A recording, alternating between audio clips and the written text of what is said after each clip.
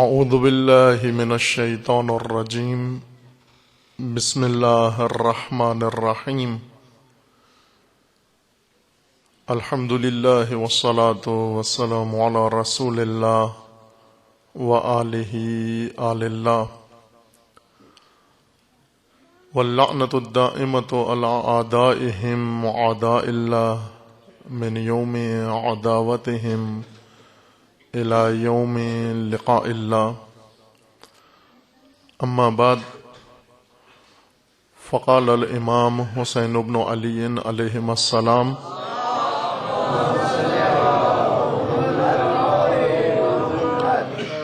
بسم اللہ الرحمن الرحیم من الحسین بن علی الى بنی ہاشم اما بعد فإنه من لحق بی منکم استشہد معی ومن تخلف لم یبلغ الفتح والسلام۔ درود پڑھیے محمد و آل محمد۔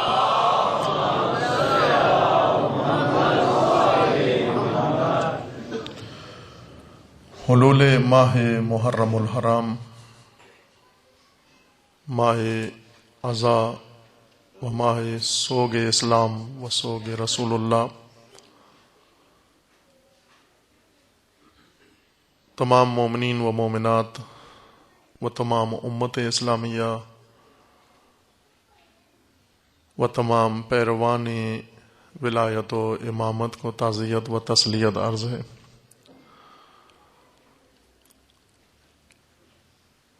یہ مہینہ محرم اور اس کے بعد ماہ سفر، 2 ماہ مخصوص ہیں عزائے حسین ابن علی کے ساتھ۔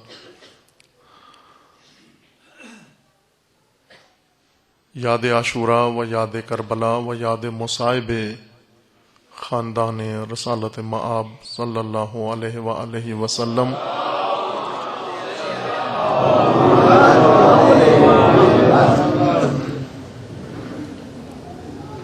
جس طرح علماء کرام نے بیان فرمایا ہے اور پروردگار نے قرآن مجید میں حکم دیا ہے ایام اللہ کے تذکرے کی طرف حکم دیا کہ ایام خدا کی یاد دلاؤ لوگوں کو، فذکرہم بایام اللہ۔ ویسے تو ہر دن خدا کا ہے، وہ ہر رات بھی خدا کی ہے، سب مخلوق خدا ہیں، عرش سے لے کر فرش تک سب مخلوق خدا ہیں۔ زمین بھی خدا کی ہے، وہ زمان بھی خدا کا ہے۔ اللہ مالک ہے، لہو ما فی السماوات و ما فی الارض، وہ مالک کل ہستی ہے، وہ مالک ہے ہر شے کا، ہر ذرے کا، وہ پوری کائنات کا۔ لیکن مالک نے ہی نظام ہستی میں کچھ چیزیں گلچین کی ہیں۔ جس طرح کبھی گلستان میں جاتے ہیں آپ، باغبان، سارا باغ باغبان کا ہے، لیکن باغبان پورے باغ میں خود جا کر کچھ گل توڑ کے گلدستہ بناتا ہے۔ اگر ہم باغ میں جائیں اور کچھ پھول انتخاب کریں وہ اور گلدستہ ہوگا، لیکن اگر باغبان اس گلزار میں، گلستان میں گردش کر کے پھول انتخاب کرے وہ گلدستہ کچھ اور ہوگا، کیونکہ وہ باغ کی حقیقت سے آشنا ہے، گل کی حقیقت سے آشنا ہے، اس کی مہک و خوشبو سے آشنا ہے، اس کی جنس و نسل سے آشنا ہے۔ اگر باغبان ایک گلدستہ بناتا ہے وہ شاہکار گلدستہ ہوگا۔ خداوند تبارک و تعالی جو خالق ہستی و مالک نظام ہستی ہے، زمین و زمان اس کا ہے، خالق زمین و زمان نے زمینوں میں سے بھی کچھ زمینوں کا گلدستہ تیار کیا ہے اور زمانوں میں سے بھی کچھ زمانوں کا گلدستہ تیار کیا ہے۔ اور پھر فرمایا کہ یہ جو زمان میں نے چنے ہیں، مالک میں سب کا ہوں، لیکن کچھ زمان میرے منتخب زمان ہیں۔ جس طرح سارے انسان میری مخلوق ہیں، لیکن کچھ انسان میرے برگزیدہ انسان ہیں، میرے منتخب انسان ہیں، میرے مصطفیٰ ہیں، وہ میرے مرتضیٰ ہیں۔ مصطفیٰ و مرتضی یعنی خدا کی طرف سے چنے ہوئے. جس کو اللہ چن لے وہ مصطفیٰ خدا ہے، وہ مرتضی خدا ہے، وہ مجتبی خدا ہے جس کو اللہ چن لے. کچھ زمانے خدا نے چن لیے ہیں اور ان زمانوں کا نام رکھا ہے ایام اللہ، اور کچھ زمینیں خدا نے چن لی ہیں ان کا نام رکھا ہے بیت اللہ. کچھ زمینیں اللہ کی نے اپنی طرف منسوب کر لی ہیں، کچھ زمانے اللہ نے اپنی طرف منسوب کر لیے ہیں. اور پھر انبیاء بھیج کر، رسول بھیج کر، الہی نمائندے بھیج کر انہیں حکم دیا ہے کہ آپ ان زمینوں کی طرف بھی لوگوں کو بلاؤ اور ان زمانوں کی بھی یاد دلاؤ لوگوں کو. فذکرہم بایام اللہ. جس طرح سرزمین حرم کو و بیت اللہ کی سرزمین کو انتخاب کر کے ایک نبی سے اس گھر کی تعمیر کروا کے اسے بیت اللہ قرار دے کر پھر اس نبی سے کہا کہ اب اذن فی الناس، لوگوں میں اعلان کر کہ تمام دنیا سے لوگ تیری اس اعلان و آواز پر کھنچے ہوئے میرے گھر کی طرف چلے آئیں. وہ ندائے ابراہیمی آج تک بشریت کے گوشت سے ٹکرا رہی ہے، اور ہر سال پیروان دین الہی ندائے ابراہیمی پر لبیک کہتے ہوئے بیت اللہ کی زیارت سے مشرف ہوتی ہیں. اسی طرح اللہ تعالیٰ کا فرمانا ہے فذکرہم بایام اللہ، وہ ایام جو میں نے چن لیے ہیں، جو میرے ایام ہیں، مجھ سے منسوب ایام ہیں، ان کو یاد دلاتے رہو، ان لوگوں کے سامنے ان کا تذکرہ کرتے رہو. کون سی زمین اور کون سا زمانہ اللہ کا ہو جاتا ہے؟ وہ تو مالک و خالق ہے ہر زمانے کا، ہر دن اس کا ہے، لیکن کچھ دن اس نے چن لیے ہیں. یہ وہ دن ہیں جن دنوں میں یا اللہ نے اپنی خاص تجلی نازل کی ہے، یا پھر اپنی مخلوق سے کہا ہے کہ ان دنوں کے اندر آپ کوئی ایسی حرکت کریں، کوئی ایسا کام کریں جو یادگار بن جائے. یعنی ایام اللہ ان ایام کو کہتے ہیں جہاں پر یا جلوہ ولایت خدا ہوتا ہے یا جلوہ اولیاء خدا ہوتا ہے. ان ایام کو ایام اللہ کہتے ہیں. ان ایام میں کہ توفیق رہتی ہے ہمیں، آتے بھی ہیں یہ ایام اور گزر بھی جاتے ہیں. جس طرح ہر دن کے کچھ آداب ہیں، اسی طرح خاص کر ایام اللہ کے آداب ہیں. ایام اللہ کی حکمت و ایام اللہ کی سعادت ان لوگوں کو نصیب ہوتی ہے جو ایام اللہ کے آداب سے آشنا ہیں. ماہ مبارک ایام اللہ میں سے ہے، لیلۃ القدر ایام اللہ میں سے ہے، عید قربان ایام اللہ میں سے ہے، عید فطر ایام اللہ میں سے ہے، غدیر ایام اللہ میں سے ہے، روز مبعث ایام اللہ میں سے ہے، و عاشوراء ایام اللہ میں سے ہے. ہمیں حکم ہے کہ اپنا دن ادب سے شروع کرو، اور اپنے دن کا اختتام بھی ان آداب کے ساتھ کرو. کچھ ظاہری آداب تعلیم دیے گئے ہیں کہ صبح کا آغاز کیسے کرو اور اختتام اس دن کا کن آداب کے ساتھ کرو. چونکہ خداوند تبارک و تعالی نے دنوں کے اندر، ایام کے اندر اور اپنے خزانوں کے اندر جو کچھ رکھ دیا ہے، ان خزانوں کی چابیوں کا نام آداب قرار دیا ہے. وہ آداب ہیں، ان چابیوں کا نام ہے آداب. آپ یہ کتاب جو پڑھتے ہیں مرحوم محدث قمی کی رضوان اللہ علیہ، مفاتیح الجنان، شیخ عباس محدث قمی کی کتاب ہے جو آپ دعاؤں کی کتاب ہے، ان کا نام انہوں نے رکھا ہے مفاتیح الجنان، جنت کی چابیاں.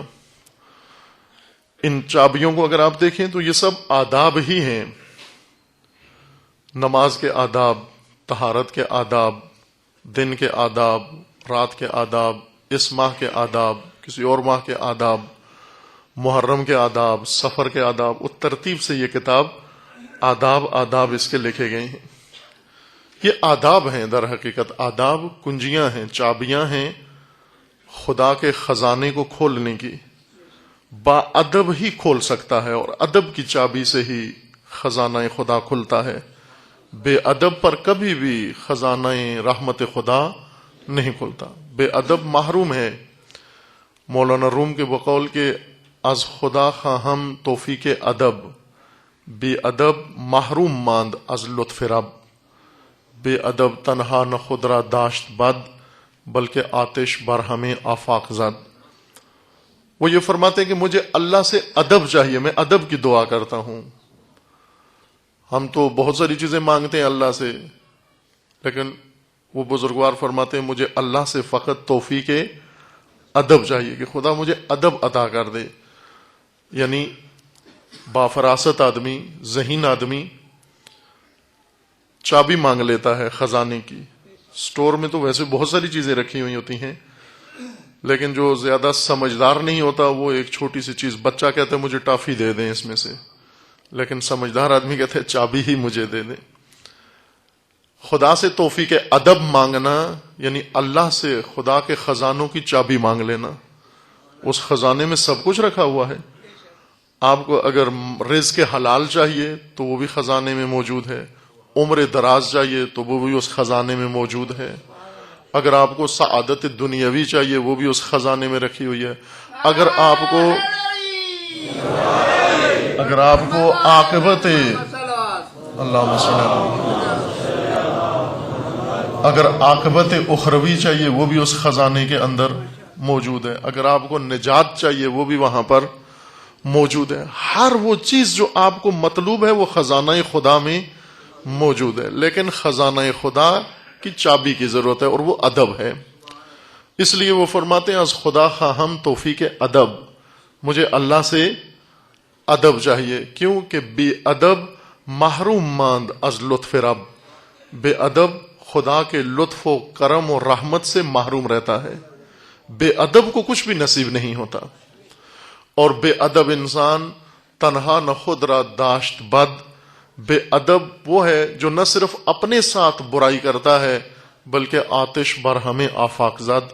بے ادب وہ ہے جو پوری دنیا کو آگ میں جلا دیتا ہے. آج جتنے مسائل ہیں، مشکلات ہیں، یہ سب کے سب بے ادبوں کی وجہ سے ہیں. تاریخ میں جو ظلم و ستم ہوا ہے بے ادب انسانوں کی وجہ سے ہوا ہے. ہر ظلم جو زمین پہ رونما ہوا وہ بے ادب انسانوں کی وجہ سے رونما ہوا. خوب ادب مانگے. ادب ہر چیز کا ادب ہے عزیز من. آپ جب عبادت کرتے ہیں، عبادت کے 3 شعبے ہیں. ہم ایک پڑھ لیتے ہیں پھر شروع کر دیتے ہیں عبادت، اور وہ عبادت بامزہ نہیں ہوتی، لذت بخش نہیں ہوتی. ہر چیز کے 3 شعبے ہیں. اب میں عبادت و عزا کا نام لیتا ہوں. عبادت کے بھی 3 شعبے ہیں، عزا کے بھی 3 شعبے ہیں. ایک ہے احکام عبادت، ایک ہے آداب عبادت، اور ایک ہے اسرار عبادت. احکام عبادت جو فقہ میں توضیح المسائل میں لکھے ہوتے ہیں مجتہدین کی کتابوں کے اندر، یہ احکام عبادت ہیں. آداب وہ نہیں ہوتے. توضیح المسائل میں عموماً آداب عبادت نہیں ہوتے. اور اسرار عبادت، روح عبادت، جان عبادت، حقیقت عبادت، فلسفہ عبادت، وہ ایک الگ باب ہے. اس لیے امام خمینی وہ فقی تھے جنہوں نے عبادت میں، نماز میں 3 کتابیں لکھی ہیں، 3 توضیح المسائل. ایک میں احکام نماز لکھے ہیں، تحریر الوسیلہ. ایک میں آداب الصلاۃ لکھے ہیں کہ نماز کس ادب سے پڑھے. اور ایک میں معراج السالکین لکھا ہے کہ روح عبادت و سر عبادت کیا چیز ہے. جب ان تینوں ابواب کو پڑھ کے انسان عبادت کرتا ہے، اس کی عبادت کچھ اور ہوتی ہے. اس عبادت سے انسان لذت محسوس کرتا ہے. وہ سالکین کی عبادت، وہ عارفین کی عبادت ہے. اسی طرح عزا کی احکام عزا ہیں، آداب عزا ہیں، اور اسرار عزا ہیں. روح عزاداری و فلسفہ عزاداری و مقصد عزاداری، یہ 3 باب جب ہم عزا کے پڑھیں اور ان کو بجا لائیں اور ان پر عمل کریں، وہ عزا کچھ اور ہوتی ہے. اور وہ عزا جو فقط رسومات پر ہو، اکتفا کر لیں، وہ عزا کچھ اور ہوتی ہے. رسومات ایک چوتھا پہلو ہے عزاداری کا. 3 پہلو: احکام عزاداری، آداب عزاداری اور اسرار عزاداری. سر کیا ہے، راز کیا ہے اس عزا کے اندر جو ہر سال ہمیں حکم دیا جاتا ہے کہ اپنی زندگی میں بار بار اس کو دہراؤ اور تکرار کرو. محرم کے آداب ہیں، ایام کے آداب ہیں، ہر چیز کے آداب ہیں، گھر کے آداب ہیں، مسجد کے آداب ہیں، کاروبار کے آداب ہیں، کھانے کے آداب ہیں، سونے کے آداب ہیں، جاگنے کے آداب ہیں، پینے کے آداب ہیں، گفتگو کے آداب ہیں، سننے کے آداب ہیں، بیٹھنے کے آداب ہیں، کھڑے ہونے کے آداب ہیں. ادب کے ساتھ سب کچھ کرو. اور ادب بھی وہ جو آپ کے پروردگار نے مقرر کیا ہے، نہ کہ خود سے ادب بنا لو جی ہم تو ایسے کھایا کرتے ہیں، ہم ایسے پیا کرتے ہیں. وہ ادب جو پروردگار نے مقرر کیا ہے، اس ادب کے تحت یہ احکام و یہ اعمال بجا لاؤ. عزیزان، محرم کے آداب ہیں، ہر ماہ کے آداب ہیں، کتب کے اندر موجود ہیں. سالے کے بزرگوار مرزا جواد ملکی تبریری رضوان اللہ تعالی علیہ، انہوں نے ایک کتاب لکھی ہے المراقبات، سالانہ شیڈول. ایک مومن کا سالانہ شیڈول، سکیجول، جو بھی اس کے لیے آپ تعبیر استعمال کریں، پروگرام. مومن کا سالانہ سکیجول کیا ہونا چاہیے کہ اپنا سال کیسے بسر کرے. آداب السنہ المراقبات، یعنی سال بھر مومن کس طرح سے گزارے. انہوں نے ایک ایک کر کے ماہ، ہر مہینے کے اور ہر روز کے آداب اس کے اندر رقم فرمائے ہیں. مرزا جواد ملکی تبریزی، جن کے شاگردوں میں ہیں بہت سارے بزرگوار، ہمارے جو علماء کرام کچھ موجود ہیں، وہ کچھ گزرے ہیں، شاید موجود تو نہیں، ان کے شاگردوں میں سے آخری مرحوم آغا بہجت تھے کہ وہ اس دنیا سے رخصت ہو گئے. یہ آخری شاگرد تھے مرزا جواد ملکی تبریزی کے.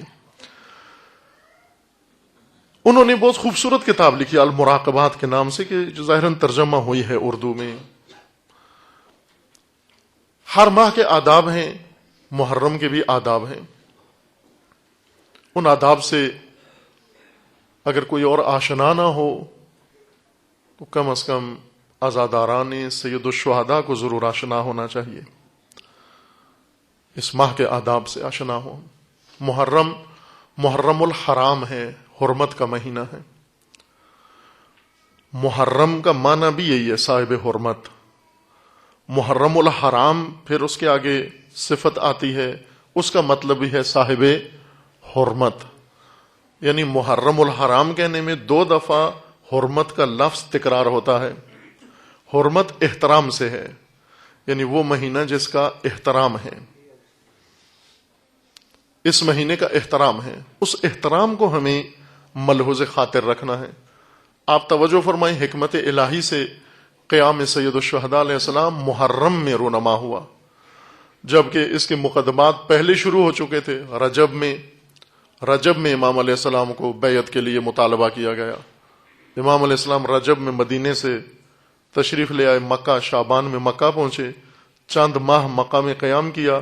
ذی الحجہ میں مکہ سے روانہ ہو گئے کوفہ کے لیے، اور 2 محرم کو کربلا پہنچے، اور 10 محرم کو معرکہ عاشورہ پیش آیا. اور وہ شہادتیں کہ جن کی آج 1400 سال سے ہم یاد مناتے رہ رہے ہیں. محرم میں حکمت الہی سے یہ واقعہ محرم میں پیش آیا، محرم الحرام میں. فقہ میں علماء نے ذکر کیا ہے کہ 4 مہینے حرام مہینے ہیں. حرام مہینے یعنی صاحب احترام، صاحب حرمت مہینے ہیں. ان کا خاص احترام ہے، ان کے اندر بہت سارے کام نہیں کر سکتے.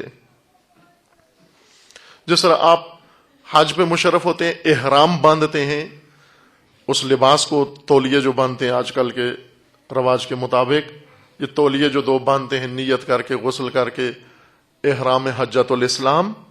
احرام یعنی آپ ایک خاص حالت میں، معمول کی حالت سے ایک خاص حالت میں آ جاتے ہیں، اور آپ پر فوراً 24 چیزیں حرام ہو جاتی ہیں. فوراً ان 24 چیزوں میں سے کچھ چیزیں حلال ہیں، احرام کی حالت میں اگر نہ ہو تو حلال ہیں، جیسے خوشبو لگانا، جیسے آئینہ دیکھنا، جیسے بہت سارے اور اعمال ہیں جو حلال ہیں، لیکن لیکن حالت احرام میں وہ حرام ہو جاتے ہیں آپ پر. کیوں کہ حالت احرام ایک حرمت کی حالت آ جاتی ہے، احترام کی حالت میں آ جاتے ہیں. آپ کو احترام بجا لانا ہے، حرمت کا خیال رکھنا ہے، اور بہت ساری چیزوں سے اجتناب کرنا ہے آپ کو، تاکہ آپ کا حج درست ہو جائے. حرم میں جاتے ہیں آپ، حرم یعنی صاحب احترام زمین، اس زمین پر جاتے ہی اس کا احترام کرنا شروع ہو جاتے ہیں آپ. احترام کا مطلب یہ ہے کہ وہاں کچھ اعمال ہیں جو جائز نہیں ہیں، وہ نہیں آپ نے بجا لانے، انہیں مرتکب نہیں ہونا. محرم بھی حرمت کا مہینہ ہے، احترام کا مہینہ ہے. اس میں ہمیں یہ دیکھنا ہے کہ امام علیہ السلام نے یہ قیام جو فرمایا در حقیقت دین کی حرمت بچانے کے لیے کیا. اگر ہم ایک جملہ، جامع جملہ استعمال کرنا چاہیں امام علیہ السلام کے قیام کا مقصد، وہ یہ تھا کہ حرمت دین پائمال ہو رہی تھی حکومت کی طرف سے، حکمرانوں کی طرف سے، اور وہ طبقات جو اس وقت مشغول تھے حرمت دین کو پائمال کرنے میں، امام علیہ السلام نے اس حرمت دین کو بچایا، دین کے احترام کا دفاع کیا. اور وہ حرمت شکن طبقہ تھا. امام علیہ السلام نے جب مدینے میں یزید کے گورنر نے، ولید نے امام کو طلب کیا اپنے دفتر میں اور مطالبہ بیعت کیا، وہاں پر امام علیہ السلام نے یزید کے بارے میں فرمایا کہ یہ حرمت شکن انسان ہے. یزید رجل فاسق قاتل النفس المحرمہ شارب الخمر معلن بالفسق، یعنی کسی چیز کی حرمت کا خیال نہیں رکھتا یہ شخص. فاسق ہے، فاسق جو احکام خدا کی حرمت کو توڑتا ہو، حرمت کو پائمال کرتا ہو. قاتل النفس المحرمہ، دہشت گرد، یعنی جو ان نفوس کی، بے گناہوں کی نفس کی حرمت کا خیال نہیں رکھتا، پائمال کرتا ہے. شارب الخمر، نشئی ہے، شراب خار، یعنی حدود خدا و احکام شریعت کی حرمت کا خیال نہیں رکھتا. اور اسی طرح فرمایا یہ رجل مولن بالفسق، کھل مکھلا حرمت شکنی کرتا ہے ہر چیز کی. اور حقیقت یہ تھا کہ اس نے ہر چیز کی حرمت پائمال کی تھی. قرآن کی حرمت اس نے پائمال کی، رسول اللہ کی حرمت اس نے پائمال کی، دین خدا کی حرمت اس نے پائمال کی. اس نے مراد صرف تنہا یزید نہیں تھا، نظام یزیدیت نے، اس پورے نظام نے، وہ نظام ہی حرمت شکن نظام تھا، حرمتوں کو پائمال کرنے والا نظام تھا، یعنی احترامات کو پائمال کرنے والا نظام تھا. امام علیہ السلام نے حرمت دین بچانے کے لیے قیام فرمایا اور حرمت شکن طبقے کو رسوا کرنے کے لیے یہ قیام کیا. لہذا محرم الحرام حرمتوں کو بچانے کا مہینہ ہے، نہ صرف حرمتوں کے خیال کا مہینہ کہ خیال رکھیں آپ، احترام کریں آپ، ہر اس چیز کی جو لائق احترام ہے اس کا احترام کریں. یہ محرم کا معنی ہے، محرم کا معنی ہی یہی بنتا ہے، یعنی محترم و قابل احترام، جس کے اندر حرمتیں بچانی ہیں. محرم میں کربلا کا واقعہ ہونا، یعنی محرم نہ صرف انسان کو یہ پیغام دیتا ہے کہ خود حرمتوں کا خیال رکھے، بلکہ جو حرمت شکن ہیں، جو حرمتیں پائمال کر رہے ہیں، جو حرمتیں توڑ رہے ہیں، وہ مسل رہے ہیں، ان کو بھی روکے. سب سے بڑا امر بالمعروف حرمت شکنوں کو روکنا ہے کہ وہ حرمتیں پائمال نہ کریں. ہر وہ چیز جس کا احترام خدا نے بنا دیا ہے، ہر وہ چیز جس کی حد خدا نے رکھ دی ہے، اس حد کو بچانے کا نام محرم ہے، اس حد کو بچانے کے ایام کا نام محرم ہے. وہ عزاداری در حقیقت اس عمل کا نام ہے، اس افضل و اعلی عمل کا نام ہے عزاداری. رسومات ایک الگ پہلو ہے عزاداری کے اندر، لیکن اصل روح عزاداری و سر عزاداری حرمتوں کا خیال رکھنا ہے. خوب ہمیں یہ کام انجام دینا ہے، نہ عزا کے اندر حرمت توڑیں، کسی کی بے حرمتی نہیں کرنا. ہر وہ چیز جس کی حرمت و احترام ہے اس کی بے حرمتی نہیں کرنا، چونکہ بے حرمتی کرنا ہی یزید کا کام تھا، بنو امیہ کا کام تھا. عزاداری حرمتوں کو بچانا ہے، حرمتوں کو نجات دینا، احترامات کو نجات دینا ہے۔ ایک کام جو ممکن ہے ہوتا ہے، بلکہ یقیناً ہوتا ہے ایام عزا میں، وہ منبر سے دوسرے مسالک، دوسرے مذاہب، ان کے مقدسات کی بعض اوقات حرمتوں کا خیال نہیں رکھا جاتا۔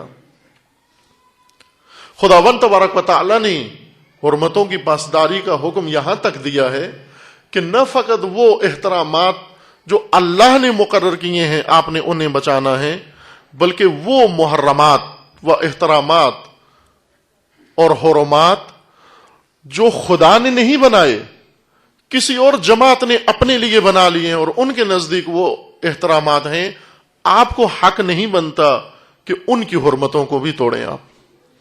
قرآن مجید میں اللہ تعالیٰ کا فرمانا ہے کہ آپ بت پرست کے بت کو اس کی آنکھوں کے سامنے ناروا الفاظ سے یاد نہ کریں، چونکہ جب اس کے آپ کے نزدیک بت کی کوئی حرمت نہیں ہے، بت بلا احترام چیز کا نام ہے، شرک ہے، بت بنانا، بت بیچنا، بت پوجنا، یہ سب شرک ہے۔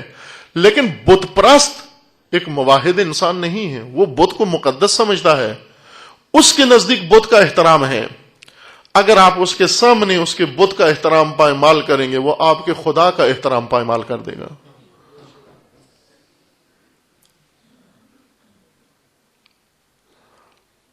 جس طرح میں حرمت شکن نہ بنوں، میں بہانہ بھی نہ دوں کسی کو، موقع بھی نہ دوں کسی کو کہ وہ میرے مقدسات کی بے حرمتی کرے۔ محرم حرمتوں کی شناخت اور حرمتوں کو احترام اور حرمتوں کی خیال کا مہینہ ہے، حرمتیں بچانے کا مہینہ ہے، ہر حرمت کو بچانا۔ قرآن مجید نے ان حرمتوں کو بیان بھی کیا اور حرمتوں کی پاسداری و پاسبانی کا حکم دیا۔ آج ہم جس دنیا میں رہتے ہیں در حقیقت پائمال دنیا ہے، پائمال جس کے اندر سب کچھ پائمال ہے، قدریں پائمال ہیں، ویلیوز پائمال ہیں، لیکن سب سے بڑی ایک چیز جس کو رون دیا گیا ہے اس زمانے میں جس میں ہم زندہ ہیں، حرمتیں پائمال ہو چکی ہیں۔ انسانوں کی حرمتیں پائمال، دین کی حرمتیں پائمال، مقدسات کی حرمتیں پائمال، تعلیمات کی حرمتیں پائمال، آسمانی کتابوں کی حرمتیں پائمال، سب مل کے حرمتیں پائمال کر رہے ہیں۔ کچھ حرمتیں مسلمان پائمال کر رہا ہے، کچھ حرمتیں دشمنان اسلام پائمال کر رہے ہیں۔ ان حرمتوں کا خیال رکھنا ہے عزیز من۔ بہت ساری ہیں یہ حرمتیں، خود اگر یہی موضوع میں آپ کی خدمت میں عرض کرنا شروع کر دوں عشرے میں، شاید عشرے سے زیادہ وقت چاہیے ان حرمتوں کی وضاحت میں، کیا کیا حرمتیں خدا نے مقرر کی ہیں اور ہمیں ان کو پجا لانا ہے۔ اسی چیز کا حرمت کے خیال رکھنے کو نام احترام ہے۔ احترام بس کہتے ہیں نا جی میں آپ کا بہت احترام کرتا ہوں، لیکن آپ ہیں ایک چور، کیا احترام کیا چور کہہ کر آپ کہتے ہیں میں ویسے آپ کا بہت احترام کرتا ہوں لیکن ہیں آپ بے وقوف آدمی۔ وہ یہ احترام ہے، حرمت توڑ دی آپ نے۔ خداوند تبارک و تعالیٰ نے ایک حرمت، شخصیت کی حرمت مقرر کی ہے۔ گھر کے اندر ہر انسان کی حرمت ہے، آپ کے بچے کا احترام ہے۔ والدین کو معلوم ہونا چاہیے کہ اس بچے کی شخصیت کی حرمت ہے، اس حرمت کو مت توڑیں۔ زوجہ کی ایک حرمت ہے، زوج کی حرمت ہے، خاندان کی حرمت ہے، عزیز و اقارب کی حرمت ہے، رشتہ داروں کی حرمت ہے، ہر انسان کی ایک حرمت ہے۔ اور دین حرمتیں بتانے آیا ہے، دین پاسبان حرمت ہے، یعنی احترام کرو، ہر وہ چیز جو لائق احترام ہے اس کا احترام کرو، کسی کا احترام پائمال مت کرو، کہ یہی یزیدیت کی روح رواں یہی چیز تھی، حرمتوں کو توڑنا، حرمتوں کا خیال نہ رکھنا۔ مؤلن بالفسق، امام علیہ السلام نے جو یزید کا تعارف کروایا کہ مؤلن بالفسق ہے، یعنی حرمت شکن ہے۔ دیکھیں کچھ گناہ کار ہیں، گناہ کرتے ہیں، عیاشی کرتے ہیں، ہوسرانی و لذت پرستی سے مرتکب ہوتے ہیں، لیکن حرمتیں نہیں توڑتے، چھپ کے گناہ کرتے ہیں، چھپ کے گناہ کرتے ہیں، کسی کو معلوم نہ ہو، فقط ان کے پروردگار کو معلوم ہے۔ ان کو فاسق نہیں کہا جاتا، ایسے گناہگار جو خلوتوں میں چھپ کے گناہ کرتے ہیں اور ان کے گناہ سے کوئی آشنا نہیں ہے، یہ گناہگار ہیں لیکن فاسق نہیں ہیں۔ فاسق اس انسان کو کہتے ہیں جو گناہ کرتا ہے کھل کے کرتا ہے، منظر عام میں کرتا ہے۔ جب منظر عام میں کوئی گناہ انجام دیا جاتا ہے، یہ گناہ نہ صرف گناہ ہے بلکہ یہ حرمت شکنی بھی ہے۔ اسی وجہ سے اس مجرم کو فاسق کہا جاتا ہے جو دوسروں کے سامنے ہو۔ اگر آپ روزہ کھاتے ہیں، سب کے سامنے کھل کے روزہ کھاتے ہیں، فسق ہے، فجور ہے، حرمت شکنی ہے، سزا ہے اس کی۔ کھل کے روزہ کھائیں، ایک دفعہ آپ کو وارننگ دی جائے گی، ایک دفعہ امر بالمعروف کا پہلا مرحلہ آپ کو کہا جائے گا کہ جی روزہ نہ کھائیے کھل کے۔ دوسری دفعہ آپ نے اگر روزہ خواری کی، کسی نے کی، اسے وارننگ دی جائے گی کہ روزہ خواری مت کرو۔ تیسری دفعہ اگر کسی نے کھل کے روزہ کھایا، اس کی سزا قتل ہے، گردن مار دو اس کی۔ کیوں؟ اس لیے کہ مولن بالفسق ہے۔ یہ صرف روزہ نہیں توڑا، اس نے روزے کی حرمت توڑی ہے۔ روزہ توڑنا، گھر میں چھپ کے کھا لو، روزہ توڑ دیتے ہیں، بہت سارے روزہ توڑ دیتے ہیں۔ روزہ توڑنے کی سزا کفارہ ہے، روزے کی حرمت توڑنے کی سزا قتل ہے۔ مرتد کی سزا کیوں قتل ہے؟ یہ ایک عام سوال ہے۔ پاکستان میں پچھلے دنوں یہ بات بہت اٹھی تھی کہ دین کیوں؟ دین تو کہتا ہے لا اکراہ فی الدین، کوئی جبر نہیں ہے دین کے اندر، بھلے خود دین کہہ رہے جبر نہیں ہے دین کے اندر، لیکن اس آیت سے استفادہ کر کے اب کیا کریں؟ لا اکراہ فی الدین، اب دین میں جبر نہیں ہے۔ اس آیت سے استفادہ کر کے اگر کسی نے حرمت دین توڑی، اسے معلوم ہونا چاہیے کہ یہ اس آیت کا پیغام نہیں ہے۔ حرمت دین نہیں توڑ سکتے، حرمت مقدسات دین نہیں توڑ سکتے۔ مرتد کی سزا کیوں قتل ہے؟ اس لیے کہ مرتد جب اعلان کرتا ہے دین سے دوری کا، اگر خاموشی سے دین سے دور ہو جائے چپ کر کے، مرتد میں یہ فرق ہے، مرتد اور بے دین انسان میں۔ اگر خاموشی سے دین پر عمل کرنا چھوڑ دے، جو معتقدات ہیں چھوڑ دے، اعلان نہ کرے، اس کی سزا موت نہیں، چونکہ اس نے اعلان نہیں کیا، مرتد شمار نہیں ہوتا۔ کسی کو نہ بتائے کہ میں مرتد ہو گیا ہوں، لیکن جب مرتد ہو کر اعلان کرتا ہے، اناؤنس کرتا ہے، آرٹیکل لکھتا ہے، کتاب لکھتا ہے اور مقدسات دین کی نفی کرتا ہے، در حقیقت اس نے دین کی حرمت شکنی کی ہے، حرمت پائمال کی ہے دین کی۔ اس لیے کفار کی سزا، کفر کی سزا موت نہیں ہے، ارتداد کی سزا موت ہے۔ فرق ہے نا کہ ایک انسان اس مجلس میں آیا ہے، کوئی کام پڑ گیا ہے، یا اس کو مجلس پسند نہیں ہے، یا کسی بھی وجہ سے خاموشی سے اٹھ کے چلا جاتا ہے، خوب اس نے مجلس کی حرمت پائمال، ڈسٹربنس پیدا کی ہو، ممکن ہے ایک دو مومنوں کو اس نے ڈسٹرب کیا ہو، کچھ کیا ہو، ممکن ہے یہاں تک ہو۔ لیکن اگر ایک شخص اٹھ کر یہاں غل غپاڑا کرے اور تقدس مجلس کو پائمال کرے، حرمت مجلس کو پائمال کرے، اس کی سزا اور ہے، اس نے حرمت توڑی ہے مجلس کی، حرمت شکن، اس کی سزا کچھ اور ہے۔ لہذا جو سب کرے معصومین کو، انبیاء کو، اس کی سزا موت ہے۔ کیوں موت ہے؟ چونکہ وہ حرمت دین کو توڑ رہا ہے، ارکان دین کی حرمت کو پائمال کر رہا ہے،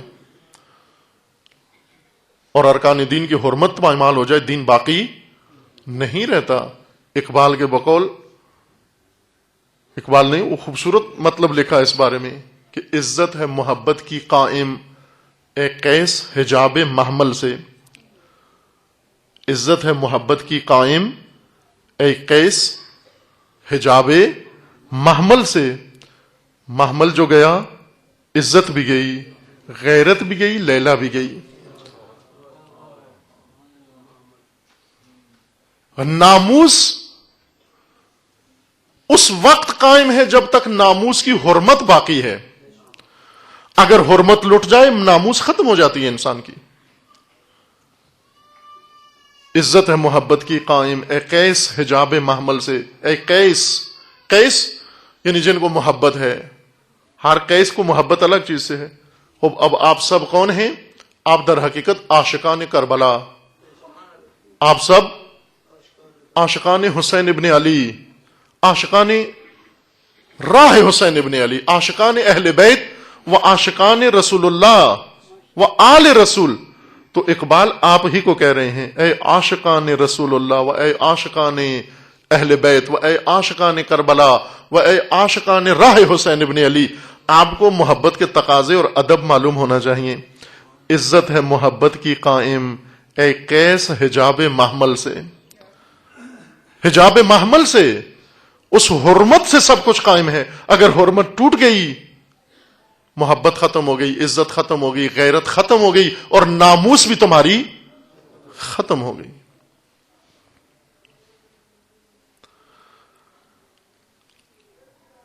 احترامات کا مہینہ ہے، ہر چیز کے احترام کا، وہ بالخصوص دین کے احترام کا، مقدسات دین. عزیزان، حرمت شکنیوں سے آج مسلمانوں کی یہ حالت بنی ہے.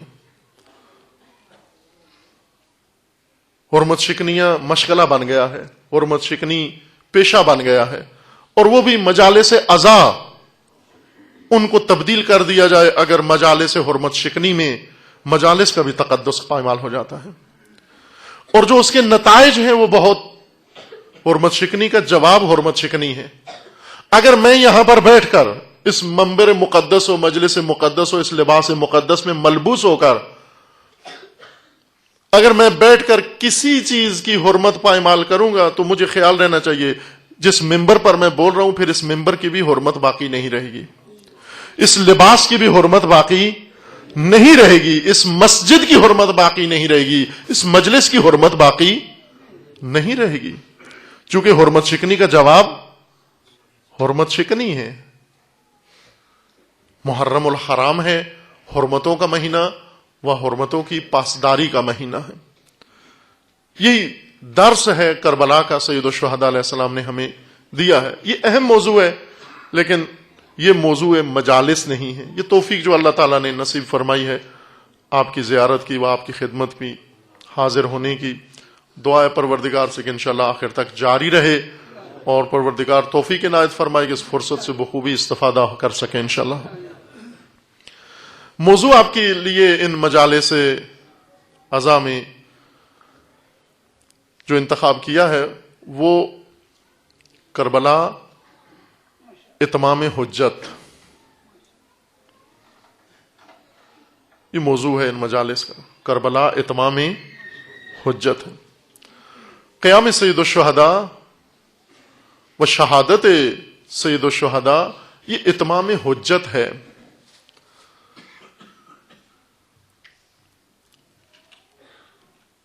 ایک نیت پروردگار کی بارگاہ میں کی تھی اور اللہ تعالیٰ نے ابھی تک توفیق دی ہے، اور دعا ہے کہ خداوند تعالیٰ اتنی توفیق دے کہ یہ سلسلہ آخر تک پہنچا سکوں انشاءاللہ.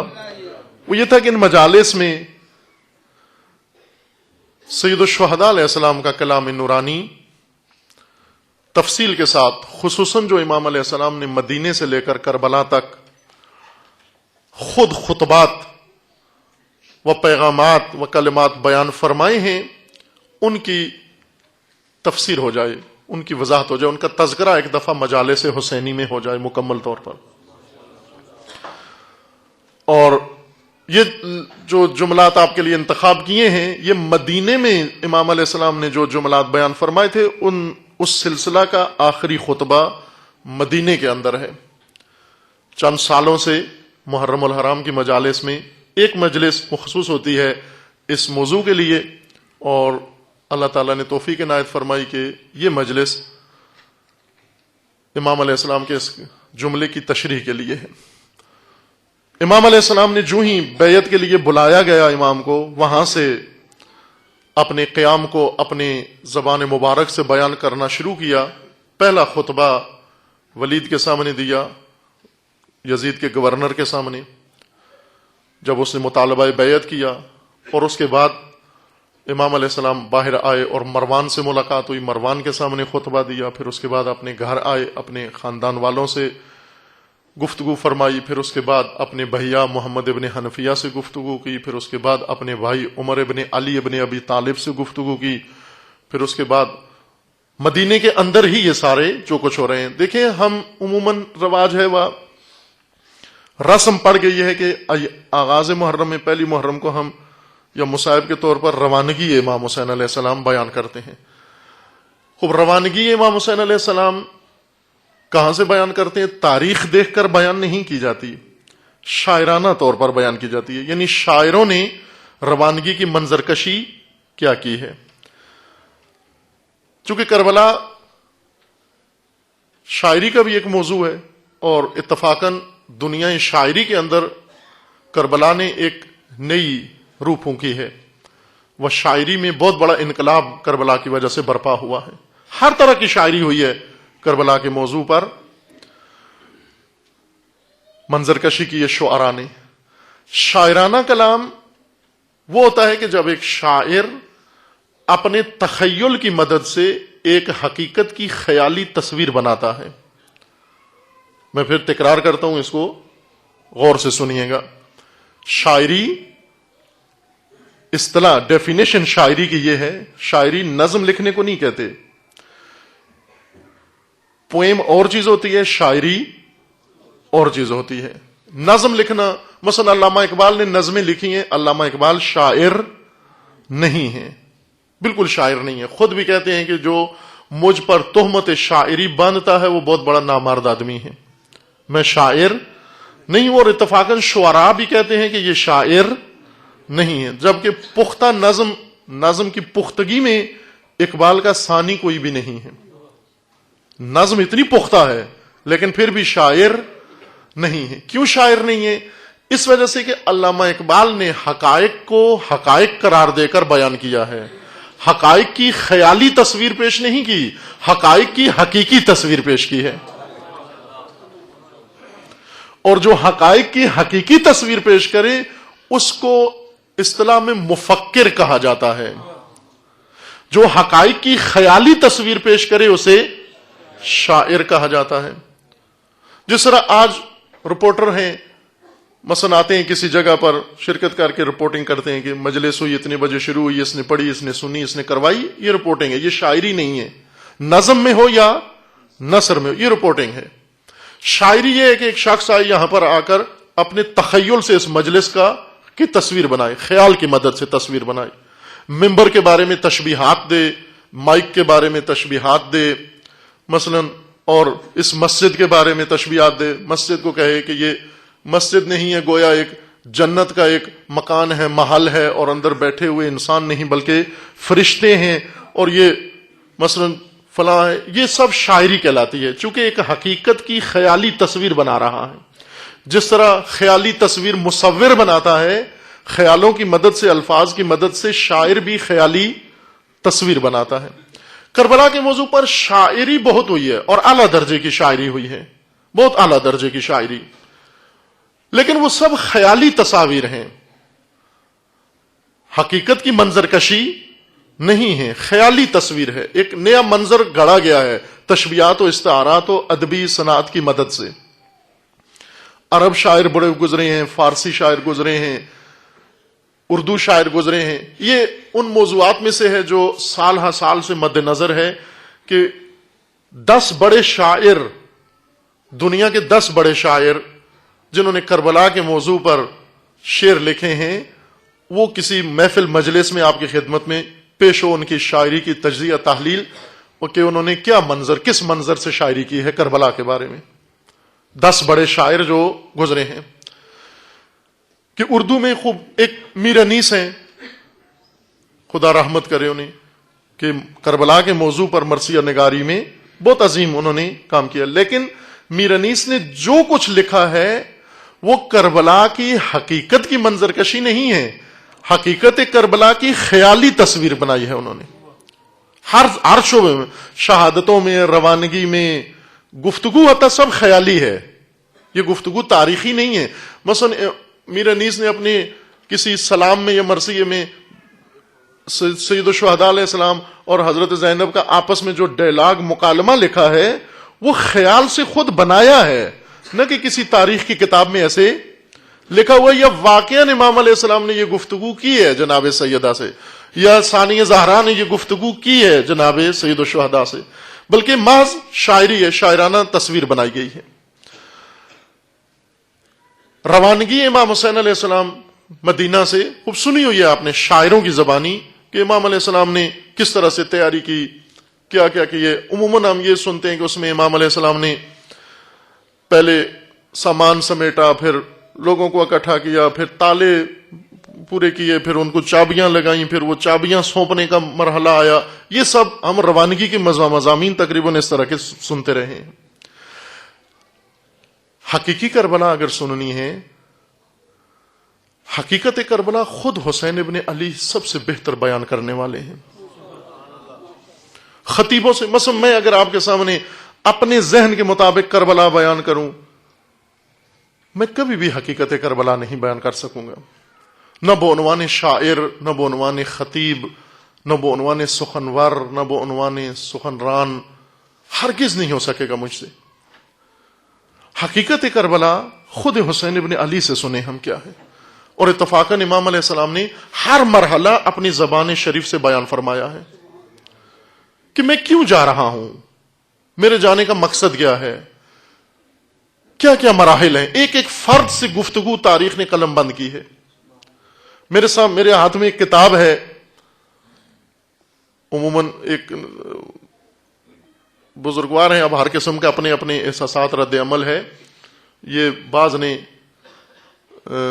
کہیں کہ ایک عیب کے طور پر یہ ذکر کیا ہے، نیٹ پر بھی، انٹرنیٹ پر بھی اس کو پروپوگیٹ کیا ہے کہ وہ تو کتاب کھول کے پڑھتے ہیں، ممبر پر آ کر کتاب کھول کے پڑھتے ہیں۔ ایک سب سے بڑا عیب جو انہوں نے ذکر کیا ہے کہ ان کی مجالس میں بڑا عیب ہے، ایک عیب یہ ہے کہ یہ کتاب کھول کے بات کرتے ہیں۔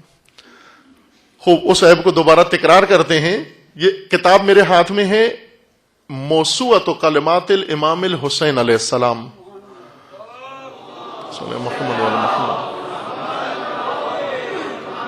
فارسی نام ہے اس کا فرہنگ سخنان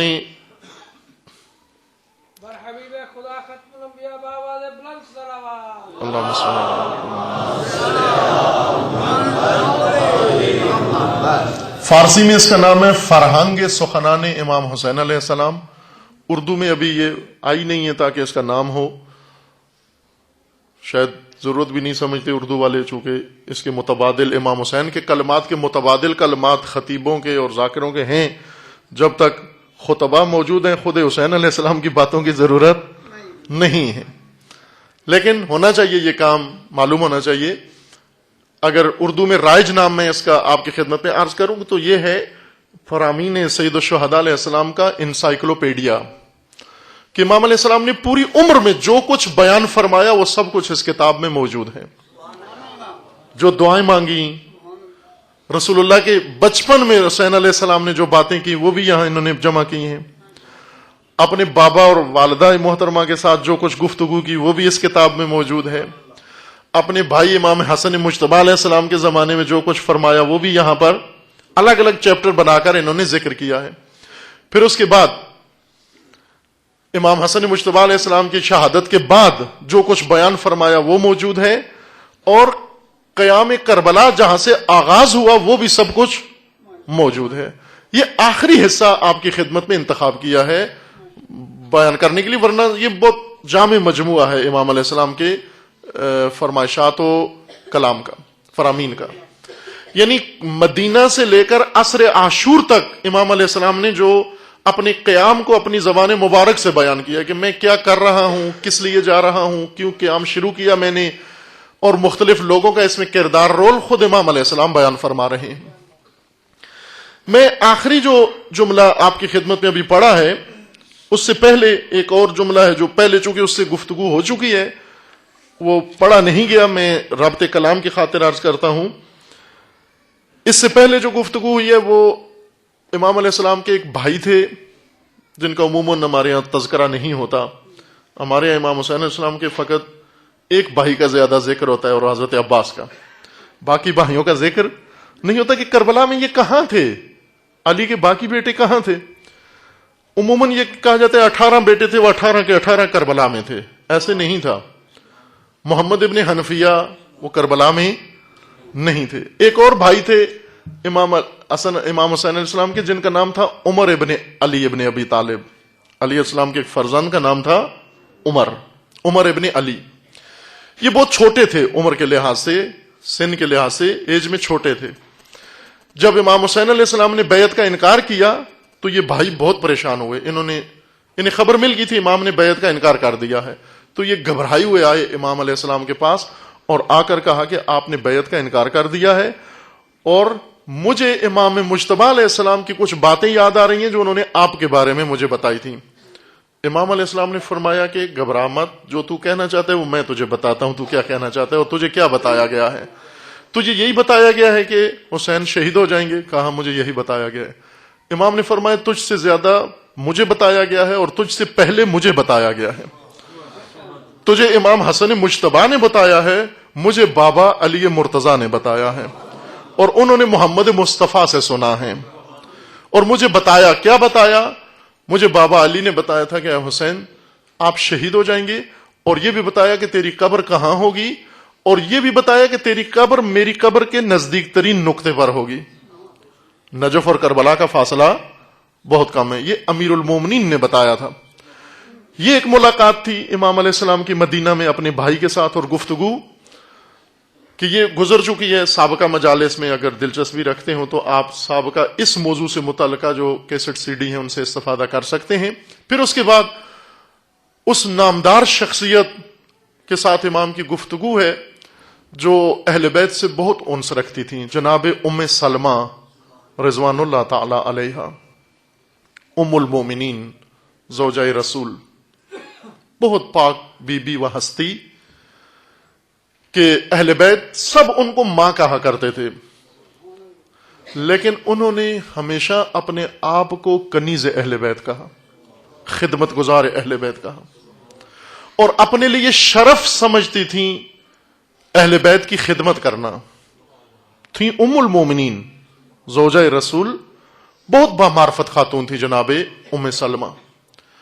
آخری گفتگو مدینے میں امام علیہ السلام نے جناب ام سلمہ سے کی. ام سلمہ جب متوجہ ہوئیں کہ سید الشہداء نے ارادہ کیا ہے عراق کوفہ جانے کا مدینہ سے ہی، تو آئیں اور آ کر ایک خبر سنائی کہ مجھے آپ کے جد نے یعنی رسول اللہ نے کچھ علامتیں دی تھیں، اور یہ کہا تھا کہ جب تک یہ علامت آپ کے پاس ہے اس کو نگاہ کرتی رہیں کہ میرا بیٹا حسین جب شہید ہوگا تو یہ علامت تیرے سامنے ظاہر ہوگی. وہ میں روایت آپ کی خدمت میں پڑھ دیتا ہوں، پھر اپنے موضوع پر آتے ہیں. جب جناب ام سلمہ نے روکا کہ آپ نہ جائیں، اس وقت سید الشہداء علیہ السلام نے فرمایا کہ یا امہ واللہ انی لمقتول، اے اماں جان میں یقیناً شہید ہو جاؤں گا، مجھے قتل کر دیا جائے گا. وَإِنِّي لَا أَفِرُّ مِنَ الْقَدْرِ وَالْمَقْدُورِ، اور اے اماں جان میں تقدیر سے فرار نہیں ہوتا، والقضاء المحتوم، اور قضاء حتمی سے میں فرار نہیں ہوتا، والامر الواجب من اللہ تعالی، اور وہ چیز جو خدا نے مجھ پر واجب قرار دیا میں اس سے کبھی بھی فرار نہیں ہوتا، میں اس کو بجا لاؤں گا، میں نے ضرور یہ کام کرنا ہے. جناب ام سلمہ زیادہ پریشان ہوئی اور تاکید فرمائی کہ آپ مثلا بیویوں کو نہ لے جائیں. اس وقت حضرت نے فرمایا کہ یا امہ ان لم اذهب اليوم ذهبت غدا، اے اماں جان اگر میں آج نہیں گیا تو مجھے کل جانا پڑے گا.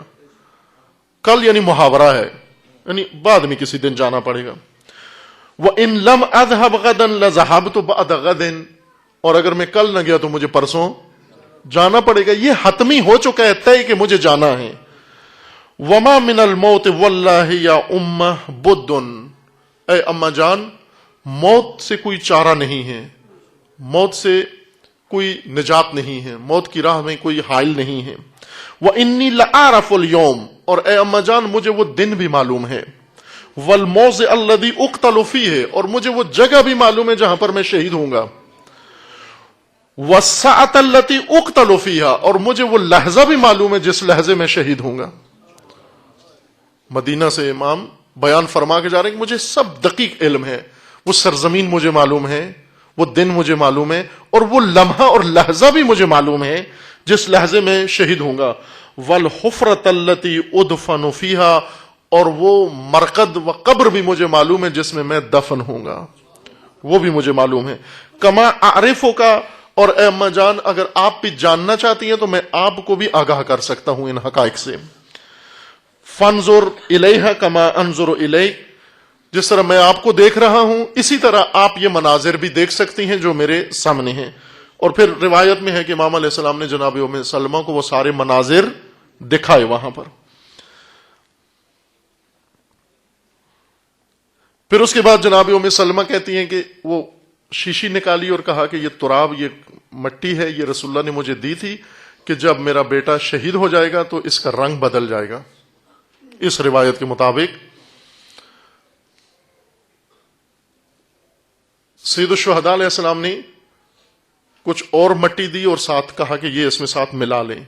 اس روایت کے مطابق عرض کیا کہ روایت کو سند کے لحاظ سے نہیں آپ کی خدمت پہ پڑھا جا رہا، فقط مضمون ہے روایت، ورنہ روایات کی سند دیکھنا بھی ضروری ہے.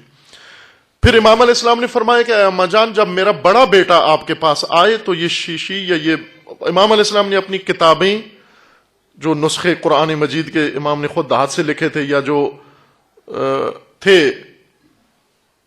اپنی والدہ گرامی سے یا رسول اللہ سے جو کچھ تھے وہ چیزیں وہ دیکھی، چند چیزیں لکھی ہوئی ہیں روایت میں کہ کیا کیا چیزیں حضرت نے جناب ام سلمہ کے حوالے کی اور فرمایا کہ یہ آپ کے پاس امانت ہے میری، اور جب میرا بڑا بیٹا آپ کے پاس آئے تو اس وقت یہ آپ ان کے سپرد کر دینا.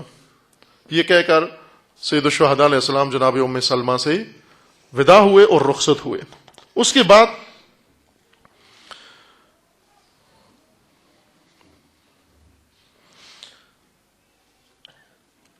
جو اہم ملاقات امام علیہ السلام نے کی وہ یہ تھی کہ بنی ہاشم کو امام علیہ السلام نے خط لکھا، تمام بنو ہاشم کے نام،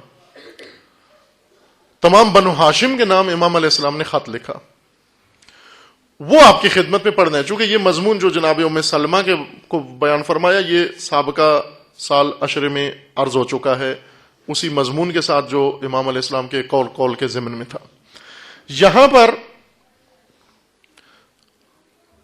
ذرا جگہ کے بارے میں کہہ رہے ہیں، جگہ اگر گنجائش ہے تھوڑا تھوڑا. اللہم صل